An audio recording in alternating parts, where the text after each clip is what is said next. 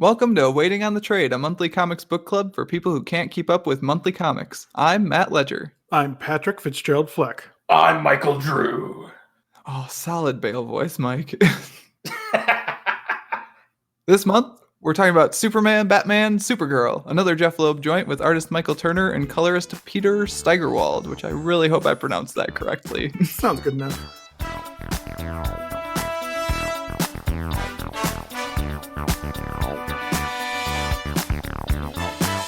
Now, in case y'all need a refresher, Supergirl is the reintroduction of Superman's cousin, Kara Zor-El, into post-crisis continuity. Pat, do you know what the phrase post-crisis continuity means? What the fuck does that mean, Matt? It means it happens after the post-crisis continuity. Oh, it means it happens after Crisis. Oh, shit. Which crisis? There's like 14 of them. The original guy. On Infinite Earths? Yeah, on Infinite Earths. Earthsize? Okay, cool. What about the crisis before that? What happened to her after that one? No, there was no crisis before that. There was no pre-crisis? No, there's no... Well, I mean, there is pre-crisis, and then there's post-crisis, and this is post-crisis. All right. But not before the other crisis. But this is not the final crisis, was it? No, it's not the final crisis. There's not enough. There's not enough Superman singing music in this story for it to be final crisis. This is also the story where Batman gets punched by Darkseid and doesn't die. By the way, it doesn't just immediately die. I like that scene immensely. I do too, but also it's kind of, I don't know, it's nonsense, but it's cool nonsense. We're going to get into that argument about cool versus good again today, this like for sure. Oh. It's a Jeph Loeb comic, go figure. Yeah. But before we get too far, Mike, you're back. Hey. How's life? Oh, life's great. I got good times happening. I'm got a cute little baby. She's doing cool shit. Shits are cool. I'm trying to teach her to wave. She hasn't quite gotten there yet, but we'll get there. And I'm gonna. Is she sick currently? She is currently sick. So And you've left her to come do this podcast with us. Yes, I've left her with my sick wife to come to this podcast. So sorry, Sarah. She'll never listen to this, but that's my half-hearted apology for whenever she does happen to log in and listen. It's been recorded. It's good. It's in the logs. We did it. We can play it back. I'm sure she'll forgive me. When you're killed, we can play it at the trial. He apologized. He apologized, Your Honor. So, Mike, we're going to talk about this Supergirl comic. Because you wanted us to talk about this Supergirl comic. Why do you want to talk about this Supergirl comic? Because, I think this was the first trade I ever bought. Is it actually? I think so. I think this was definitely the first trade I bought. Because I remember buying this pretty soon after going to Comic-Con with you. Either pretty shortly after or maybe even during. I can't remember. That's Chicago Wizard World, I assume? Yeah, one of the Wizard Worlds we went to I think, when we were in college. And I think it was the first time I'd read a Batman-Superman crossover as well. Which, I mean... I don't know what drew me to it specifically. It was probably the scantily clad Supergirl. I was going to say, I'm pretty sure I know. Isn't a good reason, but it turned into I thought a pretty damn cool book. I don't know if it makes a lot of sense. It does mostly make sense, actually. It makes much more sense than Hush. Okay, but I remember getting very, very strong feelings for it at specific moments that we'll talk about more, but when we're on Apocalypse and specifically scantily clad teenagers in this one, you got to point out where you have strong feelings. We're talking about Apocalypse. Okay. And then at the end when Superman is, I don't know what that fucking wall is, but he punches a Darkseid out of it. So that's fun. He punches Darkseid into it. What's the difference between into it and outside of it? Very big, actually. It's like the wall at the edge of the universe. So if you punch someone through it, they're outside the universe. Yeah. So punched him out of the universe. No, he punched him into the wall at the edge of the universe. There's a big difference. Is the wall itself alive, or is it just made of other living beings that have been punched into it? I believe it's made of other living beings that have been punched into it, although that might be in flux currently because the Justice League just broke the source wall 2 years ago and they're still fixing it. So there's a difference between being punched into it and being punched through it, because no one was punched through it until about 2 years ago. So wait. Yep. How did all those other fucking things that are in that wall get to that fucking wall then? They were been there punched since into the it. beginning of time, man. So there's been super beings like Superman just punching people into this wall for It's the go-to all place eternity? to punch godlike Right. beings. So the new gods are the fourth world, and before the fourth world, there was a third world. I think the source wall is populated by people trapped from the third world. By world, you mean like universe? Yeah, Pat, As long as they're not from honestly, the first world. We don't want anyone from the first world trapped in a wall. I'm gonna find us a great Outside new wall. gods explainer, and we're gonna link it in the show notes. I really don't understand. They're like Thanos, right? No, They're that's more powerful than that's Thanos? a Marvel guy. No, yes, thank you. I understand Good that. job, Matt. You got there. Okay. Sorry, Pat. But like power level wise, are they more powerful than Thanos? Let's get into the Marvel versus DC. Let's I do think it this. depends on the new god. If it, Ooh, I would Are take they Darkseid in a fight Asgardians? over Thanos.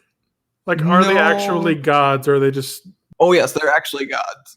okay? But at the same time, they eat potato chips and sit and like double dip in carrot trays and stuff. They're super weird, actually. I love the new gods, but I don't know as much about them as I should.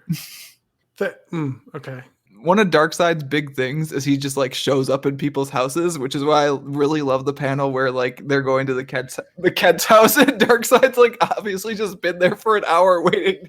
I swear to God, I want to pay an artist to do the scene of Ma Kent offering like tea to Darkseid as they wait for Let Superman me see if to I show can up. find Darkseid one sitting in a chair. Do you take tea, Darkseid? No, thank you. I'm good. Just awkwardly sitting there waiting for Darkseid punch out her door. Which is why, like, whenever Darkseid actually gets in a fight, I feel like the comic both has succeeded and failed. Because, like, I like seeing Darkseid fighting, but at the same time, I feel like Darkseid should just be sitting most of the time. I don't know. In the latest Torn. DC fighting game, what is it called? Injustice 2? Something like that? Yeah. Whenever Darkseid is fighting, he only does it one-handed with another hand behind his back, just like nonchalantly. It's like, yeah, that's I like Darkseid. that. That's Darkseid. I'm into that. Should we briefly discuss the plot? Yeah. Sure. I can run through it quick because I've Let's got do the bullet points of each part. Do it. Issue 1. Do it She quick. lands. They discover her. She's in the Batcave. She's Superman's naked. like, "Hey, this is my cousin." Mhm. She's not naked, Mike. She You gotta was stop naked focusing for on like this. half of it. She was She naked was- for a lot of it. She was naked for a lot of the first issue, man. Batman finds her in the ocean. She sneaks past him somehow and then steals his Batboat, which Batman get better Batboat security. Bat security for the Batboat. Yes, I'm sorry, Bat security for the You Batboat. gotta get it all in there, Pat. Because a fully naked, Kryptonian teenager just like presses a panel and steals it, crashes it into a dock. That is not proper Batman preparedness. Yeah, you'd think he would have fixed that like a long time ago with Dick Grayson or especially Jason Todd. Jason Todd's a prime Batboat stealer, I would imagine. Okay, keep going. She's hanging out with Clark in the fortress, and then Metropolis, and then Wonder Woman shows up to steal her. Like, girl, you need a thong. Let me get you a thong. Girl, let me take you to my island. There you go. Now you got hip huggers and a thong, and everything's good. Then they're on the island. Kara makes a friend. Lots of Doomsdays show up. We'll talk about that because I have feelings about it. I do have weird feelings about that. It's weird. Kara gets stolen, goes to Apocalypse. Brainwashed off panel, apparently. Talk about that one too. No, all he did was show her the leather outfit, and she's like, you know what? Yeah, I'll be evil. Whatever. Oh, I do like that. I dig Well, that. it's fun. I'll be bad. She's like, thongs were fun, but this is so much better. So she turned evil for a second. She's gonna kill Superman. Cliffhanger. Bum, bum, bum. Yep. Dun, Issue dun, 5, they get her back to Earth. She flies around in the Supergirl costume. She dies. Wow, what a She's good dead. use of the story. She's dead. Except wait, she's not. In issue 6, Superman just like decides, hey, this is the time I'm finally gonna beat up Darkseid for real good. For real. For fucking the good time. times. Because it's fucking fun and it's fun to watch. I don't know, man. We'll talk about it. And then Supergirl's gonna be Supergirl. And that's the end of the comic. It's a good comic. I think I've ended on a low note there. Hang on, let me go and try another take. And then Supergirl's gonna be Supergirl. It's great. Yep. Mhm. Mm-hmm. Sure. All right, Mike. You said you had cool moments that you want to discuss that like make this comic stand out for you. Let's run through them. All right. First, Crypto doesn't like Supergirl. I like that. Just because it's Crypto. Anything Crypto, fuck yeah. The Crypto in this book is super mean looking. Yeah, he is. It's actually kind of a buff, mean dog. He's kind of scary. Crypto Yeah. shouldn't be scary. Well, I mean, Well, they he depict is. laser vision as being terrifying in this. So, like, Superman wipes out all of the Doomsdays. Okay, that's a thing where the Yeah. comic crosses the line between cool and good to me, and it lands squarely on you tried to go for cool, but it just ended up being silly and weird. Like, Batman fought Doomsday in this comic. Like, Batman getting punched by Darkseid while he's wearing Apocalypse armor? Okay, you can justify that to me. The armor took the blow, whatever. The mother box healed him. Batman fought Doomsday with a battle axe in this comic. I don't know if you guys know this. Doomsday killed Superman. Doomsday clones. So not Doomsday clones? Doomsday. Yes. Clones, which are clearly inferior and wouldn't kill a normal man. It's not a normal man. It's Batman. He's rich. He's rich. That's rich, Pat. He is the 1%. He is the 1%. You cannot kill him. He's just out here beating up Doomsday, who's trying to make a buck. So that's not one of the scenes I was going to list as cool, but now I'm almost convinced to. Just to piss you off. I mean, like, I feel like, Mike, you have mentioned to me, like, oh yeah, it's super badass when Superman just like lights up his heat vision and wipes out all those Doomsdays. And, like, No, that's not one of them. all right. Well, they justify I it can find because this right afterwards he says, I couldn't do that twice. So it's like, okay, yes, that was overpowered, but he has to take a breather, so it's fine. That was like the editor saying, like, we can't just have him do that all the This time. is We need outrageous. Doomsday to be like a credible threat in other comics. He's still got a headache, so he can't do it. I do like the. Okay, we're gonna get right into Batman and Darkseid's interaction. All right, let's do it. I really like that. Batman just being Batman and saying, "All right, so here's what's gonna happen, guys," because I know what you want to happen, but see all these bombs that I just put in the are just activated in all of your armories. Yeah, you're gonna let us all go because otherwise I'm gonna blow your planet to fucking smithereens. Okay, he doesn't say fucking. He doesn't swear. He does say smithereens, though. He does say smithereens. So Darkseid, of course, punches him, which, he survives because he survives. And then Darkseid laughs because he's like, shit. Anyone else, I couldn't have done this to me, but you get away with it. And I really like that. That's cool. Batman, I guess Batmaning Darkseid. It's fun. I like that part. It's really fun. So I'm thinking about it now, like, as we're talking, and I'm thinking through the, like, history of Batman overpowering Darkseid just out of nowhere. Because it, like, I feel like it's actually a trope the more I think about it, because he does it here. And, Mike, I know you've seen that episode of JLU where Batman's just, like, leaping around and, like, somehow dodges the Omega beams, like, gets the Omega beams to hit a parademon instead of himself, which, like, no one can. That's like, how they work. Flash can't. The Flash can't do that. Flash isn't rich. Flash is not rich. That's true. Darkseid's just out here trying to make a buck. Dude, Batman beats him with the art of the deal. That's all I'm saying. Stop or I'll have to ruin the economy of Apocalypse.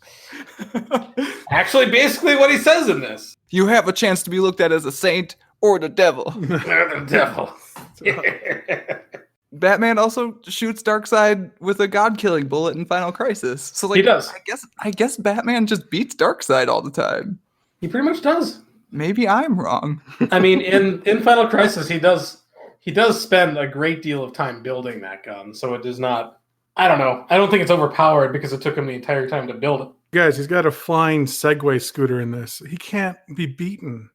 Darkseid doesn't stand a chance. Pat, we've talked about this. I almost banged my table that I stopped myself so it wouldn't get on the recording. Thank you. We talked about this, Pat. It's called an astro harness. I calls him like I sees him, man. It's a flying Segway. Just have this great picture now of Batman just like segwaying up to Darkseid's throne room.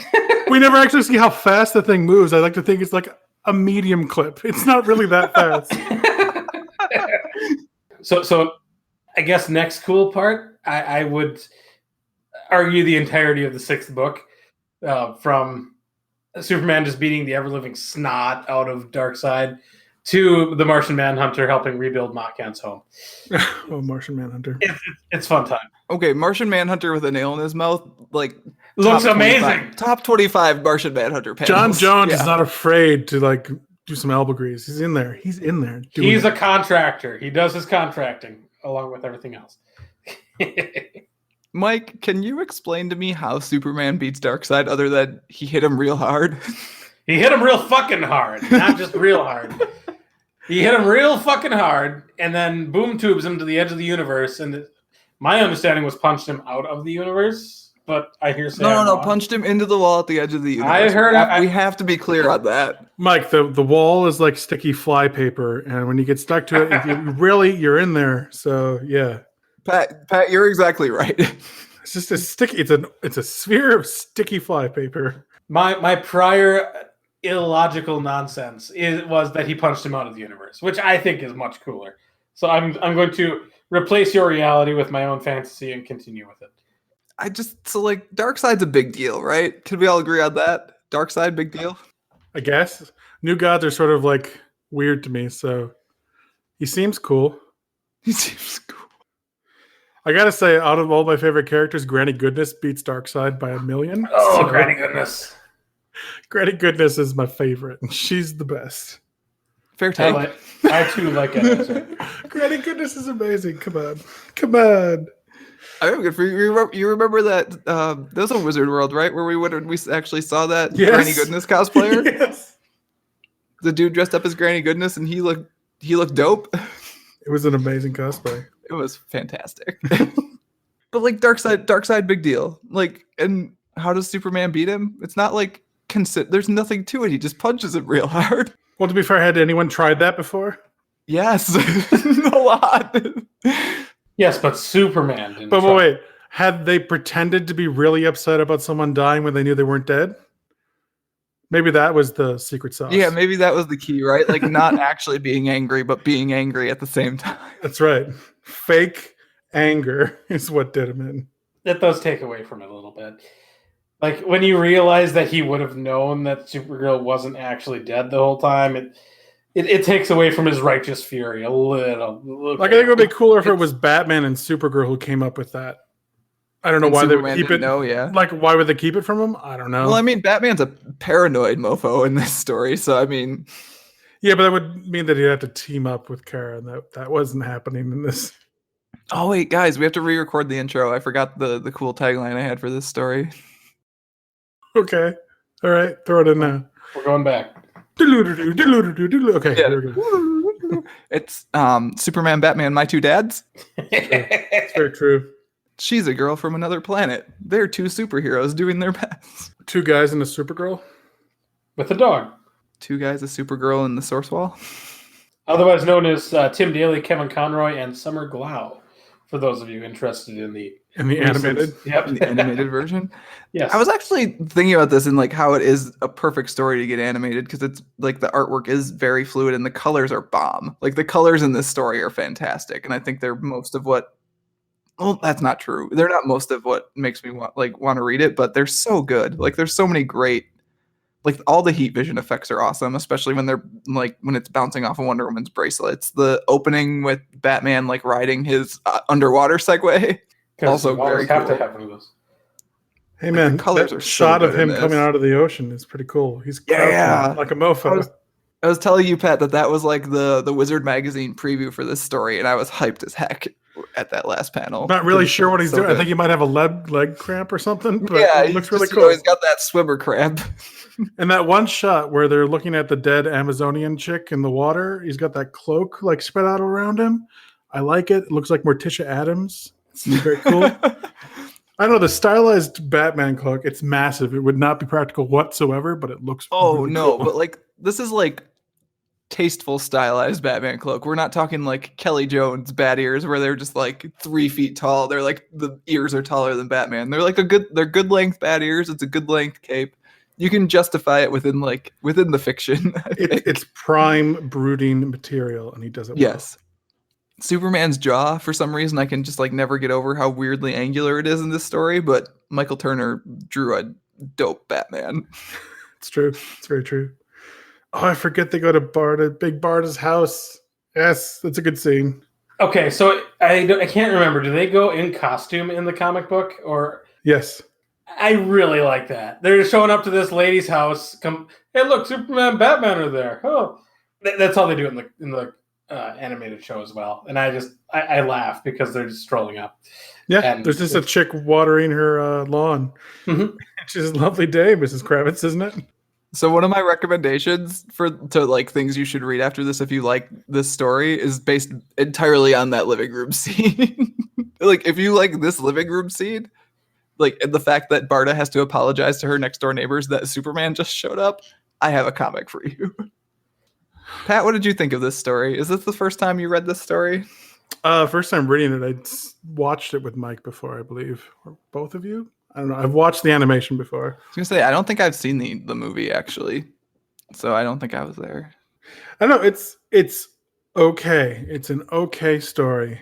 I would be more interested in if like any of the Supergirl stuff was actually interesting, like they were sort of building it up to be. So yeah, you and I were like kind of talking off mic about the fact that Microphone, the fact not that Michael Jr. yeah, off the microphone, not off Yes. of Mike the person. Yep. About the fact Okay. that like the fact that Supergirl is either good or bad is like pretty pointless. There's no like, oh, is she going to be? No, she's exactly what she was from the beginning. Okay. Except for the part where she's brainwashed on Apocalypse, which we don't see how that happened or how it's undone. Tight leather is going to do something to anyone, so I It don't pisses blame you her. off, man. You need to Tight breathe. You leather. can't. High heels. I mean, anyone would succumb to that. If we'd spent like any amount of time with like any amount of rationale for that happening, other than just like, oh, they need to fight now because it's cool and it moves the story forward, I would feel so much better about it. Like up until that point, what indication do we have that Supergirl's like of her character? She made friends with the Amazonians.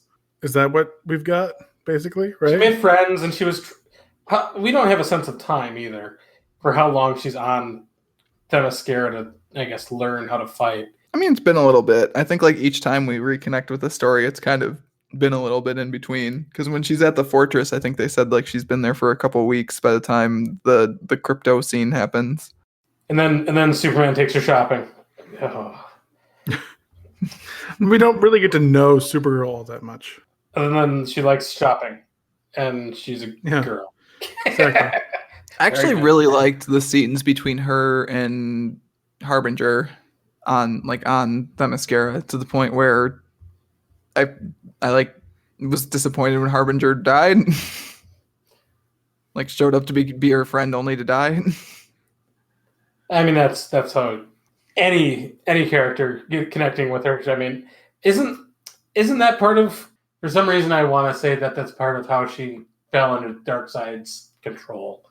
I mean, they never explain how she falls under Darkseid's control. No, I explained it already. It's the leather. No, I mean, Pat, you have a good explanation for it, but the comic doesn't. Thank you. Yes.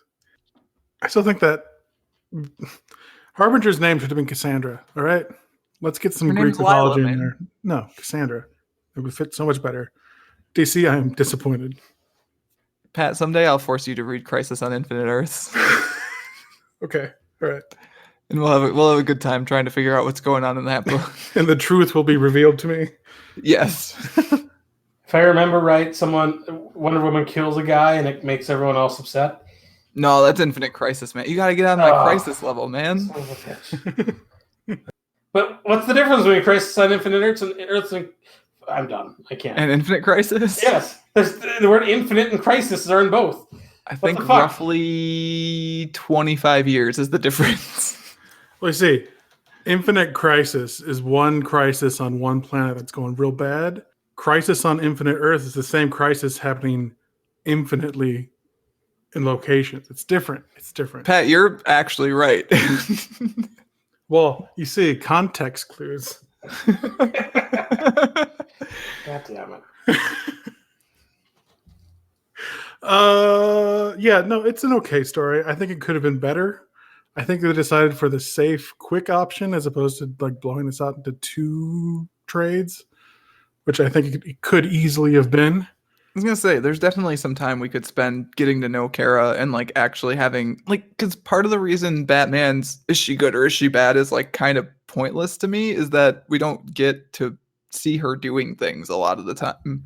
Like, other than her showing up randomly with a very convenient story that she's related to Superman, there's nothing really else that he can like base his suspicions on. Honestly, but like Batman lives in the DC universe. Stuff is coincidental all the time. Well, she did. Okay, she blew up his bat boat, which is just not a good way to start off with Batman. He likes his bat boat. He does like his stuff. He's a rich man. He likes his things. So rich. But yeah, Wonder Woman's there. It's good times. It's all right. Could this have just been a Justice League comic? I mean, like, then you've got even more characters. And I think part of the problem is, like, the story has to focus on Superman and Batman because it's their comic. Like, the comic is called Superman Batman. It's got to show Supergirl. Wonder Woman shows up. You've got to show Darkseid and stuff then. Like, there actually is a lot to pack into 6 issues. They got the Trinity in there with Wonder Woman. They could have squeezed in some more Martian Manhunter. Yeah. Just like 2 more panels of Martian Manhunter. The perfect amount of Martian Manhunter in this story. I thought we already decided that. I mean, it was good, but I could always take more. Always take more. Martian Manhunter's the best. Also, we learned that Superman has just some kryptonite in his belt for special occasions. I mean, he brought it specifically for this thing. I don't think he always has it there. That would be... Can you imagine if his belt buckle, like, accidentally flew open? What's this? Lois, no! Oh, fuck! Oh, man, do you remember that part of the story where Barda stabs the other female Furies with her helmet horns? Yes, that's good, so actually. Cool. All right, so I guess I want to go back to the first book. Going back. Okay. What's with the blimps? It's Gotham. Explain to me the fucking blimps. I don't understand why there's a cheaper way to control crowds and to make sure that police budgets can be stretched. You don't need all the fucking blimps. Gotham equals blimps. There you go. Gotham's got blimps, man. Blimps. How do you tell Gotham and New York City apart? Gotham has blimps. Blimps. Gotham and Metropolis? Blimps. Blimps. I'm pretty sure it's to call back to the animated series. For sure. That's what it is. Yeah. That's got to be what it is. But I don't... Blimps. Even in the animated series, I don't understand what's the fucking blimps. Like, can you imagine how many police cars you could buy for the cost of a single fucking blimp? It's because Bruce Wayne's not sharing his flying Segway patents with the PD of Gotham, so they have to resort to blimps. In some continuities, Bruce has bought them those blimps. Oh my god, he's purposely restricting them to 2 blimps. It's like you guys could have helicopters and airplanes and stuff, but I want you to have blimps. No, so you know what it is? Up with my stuff. Exactly. The response time of the PD is so slow because they're flying blimps. They got so he can get to the crime scene, he can punch people, and then he can disappear. Do his thing, investigate without them showing up, and then get away before their slow blimps show up. What a terrible fucking person. Jeez. He wants the police department to be inept. Oh my god. Might as well give him a whole bunch of hydrogen-filled zeppelins. I'm sure this will end well. Man, Bruce really needs to check his privilege, you know? God. So yeah, blimps, Gotham. Fine. That's what they do. I'm still upset about it, but fine. Just like Metropolis has their tram system. That's Metropolis. I mean, the tram system makes sense though, because like mass transit, cool guys, it's great. I mean, as someone who goes to Disney World, trams are great. I love it. There's literally a guy who dresses up in a bat costume and a dog with heat vision in this comic, and the thing we're stuck on is blimps. Gotham City has blimps. It doesn't make any fucking sense. It does. It's Bruce Wayne keeping the common man down. Okay. I'm a city councilman in Gotham City. Okay, yes. You've been bought off by the Batman. No, I have not been bought off. Wayne Corporation comes to you and says, I will give you $30 million, but you need to spend it on blimps. I take the $30 million. I buy blimps. Okay. I then proceed to sell said blimps and buy whatever the fuck I want. That wasn't the deal. I mean, the deal was to buy blimps. He never said I couldn't sell them. Wayne Industries employs 80% of the city. You don't want to piss off Bruce Wayne. So wait, he employs 80% of the city, yet the crime rate's that fucking high? What are you paying these people? Why do you think he wants to keep the crime rates high? Because his hobby is going out in a bat suit.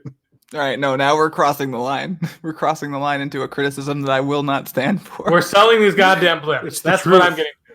I'm selling all the blimps, and It's a blimp-based economy, Matt. Just Oh, Jesus.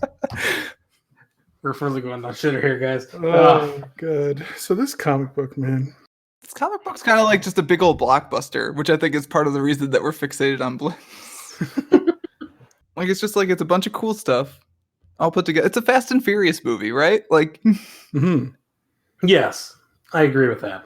with a bit of characterization thrown in. So the reason I actually wanted to have you back on, Mike, and discuss this comic, other than the fact that I bought it again and wrote up 2 pages of notes, The truth comes out. the real reason is that I was curious if you have like different thoughts reading it as a person who's now a father versus a person who bought this in college when you were just like, oh, hey, Supergirl is cool. Like, I was curious if you read the Superman stuff and you were like, oh, hey, I kind of identify with that now, because turns out I have a daughter. Well, now that you got me thinking about shit. I ask the serious questions on this podcast. I'm like, no, why does Gotham City have blimps from me? Yeah, I could see, like, okay, I'm gonna go off with I remember my first read on this, where I didn't know that Superman knew that she wasn't dead, and like those pages of Superman beating the living fuck out of Darkseid is glorious, because you don't, okay, I didn't know that Supergirl was alive, and yeah, I could see identifying with Superman even more now, just because if anything were to happen to my daughter, You would punch Darkseid into the source wall. there would be a fucking source wall being punched through, and it would be probably a little more gruesome. You're making it real awkward, though, because this comic book really, really sexualizes Supergirl a lot. Okay, we kind of talked about this on the Hush episode. I think, again, my wife's take on it was it's no weirder for her to be wearing a thong than for her to fight Darkseid with her hair down. Yeah, there's that. I don't know if it was what was his name, Michael Turner, the artist, but I don't know if it was just his style to draw every female like extremely. It's his style. Yeah, But it kind of is. But I check mean, like, out the series Witchblade if you don't believe us, because yeah, it's his style. But when you're talking about the leather dominatrix outfit being the most conservative outfit a character is wearing in an entire comic book, that's not a whole lot of material you're using there. So I guess, yes, I would identify with Superman in that I would want to be protective of Supergirl, but my daughter would never be allowed to hang out with Darkseid wearing that. So that's what we're getting to. someday your daughter's gonna make her own choices, Mike. Someday your daughter's gonna be like, oh yeah, no, I'm the leader of the female Furies, and what are you gonna do when that day comes? I'm gonna fucking punch Darkseid out of the fucking universe. That's what I'm gonna fucking do. I don't know, man. So I keep coming back to the page where Superman's talking about the letter his dad wrote, basically, and that's a reference to Superman for All Seasons, which might actually be the best Jeph Loeb comic that I've read. He's talking about how, like, basically all that raising his son right meant that his son was old enough to say goodbye. I was like, oh dang, that's actually, like, that kind of got me in the feels. And I figured it might get you in the feels, if not now, sometime from now it will. Brace your feels, Mike.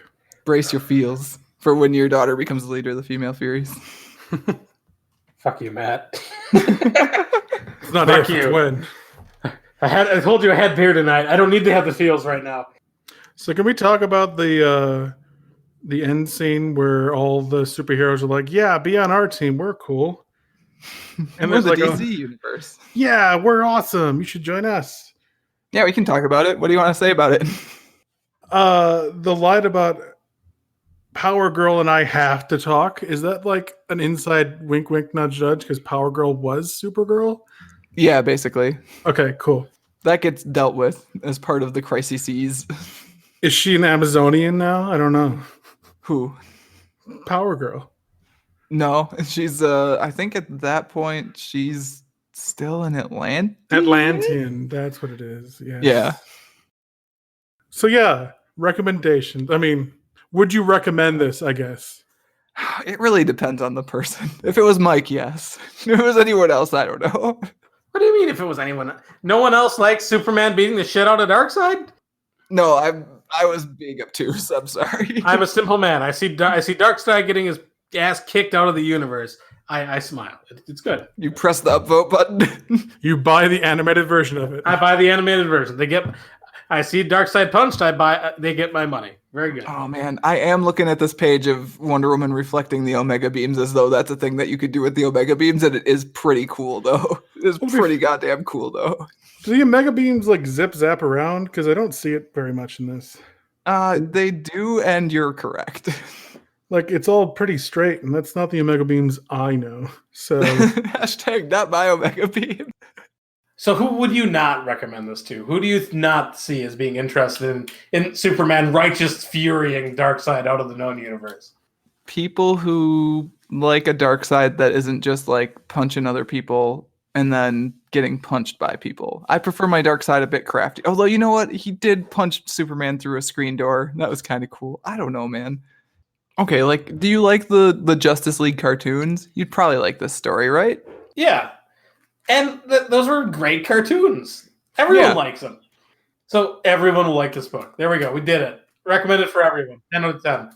I feel like maybe we bagged on this book more than we should have. The book's actually good. I don't think we bagged on this book. I might have bagged on the book. Oh, okay.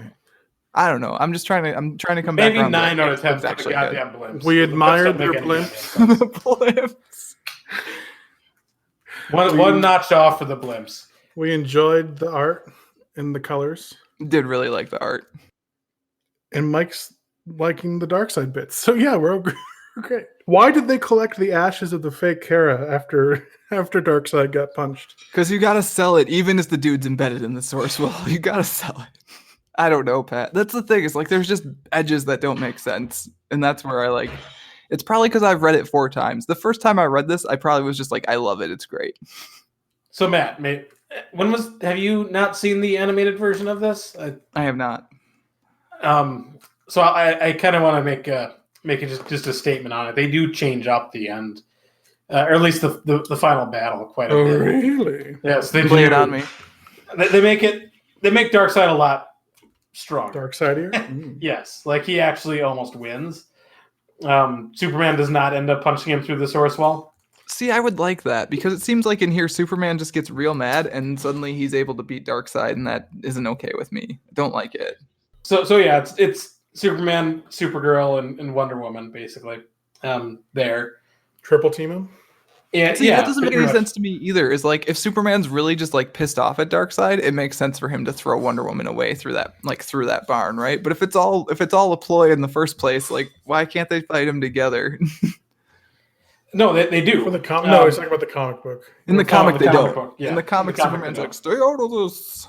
It's my comic book, Wonder Woman. This isn't your fight. Your name's not on the title. Does it say Superman, Batman, and Wonder Woman in this title? No. Get out of here. Anyways, so they basically take Supergirl and they're gonna she's gonna live with Ma and Pa Kent is what's gonna happen. That's kind of the thing too. Is like by the end of the book, nothing's really even decided. Like Supergirl's gonna be Supergirl, but other than that, it's like tune in next week, reader. She has which I so guess many is options. comic books, but yeah. And so they're going to, I guess, to drop her off at Ma Kent's, and that's when Darkseid punches through the screen door and punches Superman, and proceeds to beat the ever-living fuck out of him. He then punches Superman into orbit, and then it's up to Supergirl, who actually holds her own against him for a little bit before getting zapped. Gives a mild zap, and then Superman comes back, and then they fight for a while, and then it basically comes back to Darkseid winning because they're not going to beat him. And what ends up happening is I think Supergirl somehow steals his boom tube off of him, and Superman heat rays him into the boom tube, and so they kick him off Earth that way. And I think what they explain is Supergirl somehow magnetic stripped the coordinate section on the boom tube, and so they don't really know where they sent him. So, but it's not to Apocalypse, so he's somewhere away. He's somewhere. So that's how they explain it. They're like, oh shit, we got to get ready because he's going to come back. And then they go to the large grouping of superheroes, and she's cordially welcome to the DC universe. See, now I want a Darkseid Lost in Space spinoff. Meanwhile, and it just cuts to him floating in space. And it goes back. It's just that a sounds comic like where like every other page is Darkseid floating in space. Floating. I would buy that comic book. As long as by like page 6 he's found a lazy boy to sit in while he's floating in space. Yeah, no. He's like gathered all the asteroids around him into a chair. Into a chair, yes. And he's just sitting there brooding like the last. He uses the omega beams to carve a chair out of an asteroid. Works. But yeah, Mike, I think that ending is better than the comic book. It has more resolution and like ties in to the story about Kara having to be like she was supposed to be his protector, but they messed up. Let Supergirl have a bit of agency in her own ending too. Yeah, which is nice. But I'm partial to both. I don't have a problem with the way Batman with Superman punching him through the edge of the universe because that's fun. I was gonna say it is one of your favorite things. It seems like. You piss off Superman, you get punched out of the fucking universe. Deal with it. You're punched into the wall of the universe, which is sticky. Like flypaper. Like flypaper. Pat, would you recommend this book to people? I'm turning your question on you. Yeah, why not?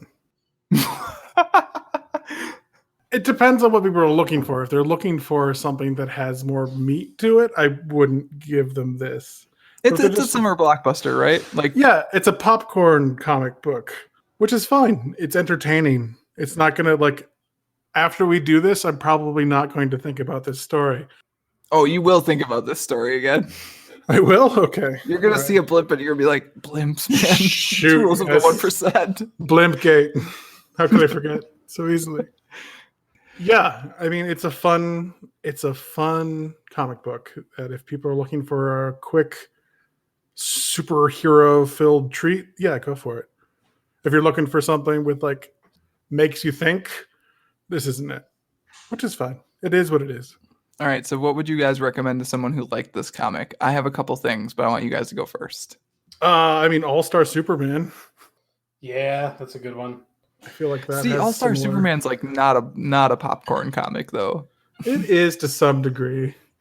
I mean, I guess there's a way to read it though as if it is, but I feel like you're definitely not getting all of it out of it if you treat it like a summer blockbuster popcorn comic. But I think you have to have a deeper knowledge of Superman to get a deeper response out of it. If you don't know, like if you came into this with you knew who Superman was and you basically know who Darkseid is, that's all you really need to get the same enjoyment out of All-Star Superman. Fair. All right. How about For Tomorrow? I think that's a pretty comparable Superman trade. You've read For Tomorrow? Oh, yeah. When did you do that? Did you do that when I wasn't looking?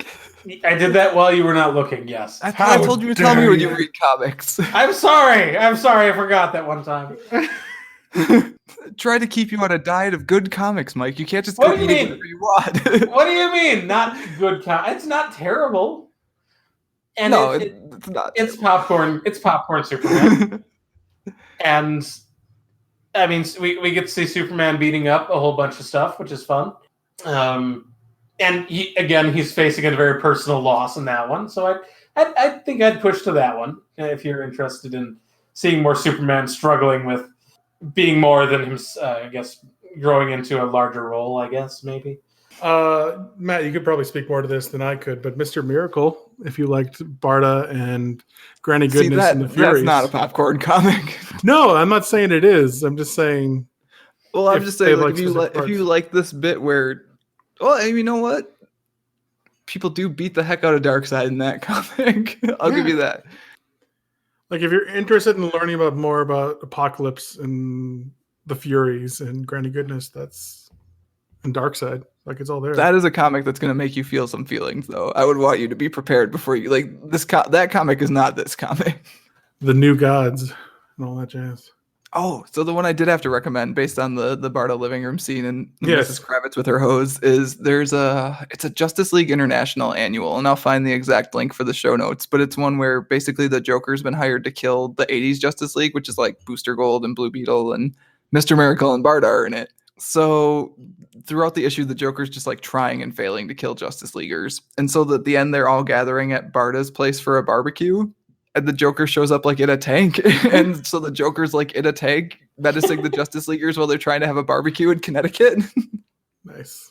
And there's a great panel at the end where Batman shows up, sees like what's going on, and just keeps driving.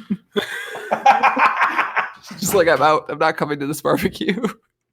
I don't have many Batman comics to recommend, so on that side, I mean, we don't have to do a ton. We each did one. We don't want to give all of our recommendations away on one podcast. That's right. Why will the listeners come back? Screw you. Come back for more. Listen for the recommendations. That's all I listen for. Oh, damn. I just go to the end and listen to the recommendation. Not Blimp Watch, because that's going to be a thing now.